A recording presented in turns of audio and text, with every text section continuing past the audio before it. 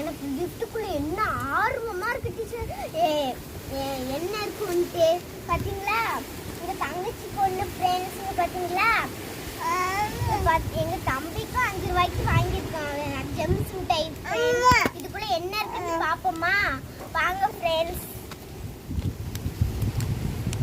பார்த்தீங்களா காத்து செம்மையா அடிக்குது ஃப்ரெண்ட்ஸ். ஆனால் மழை தான் வர மாட்டேங்குது.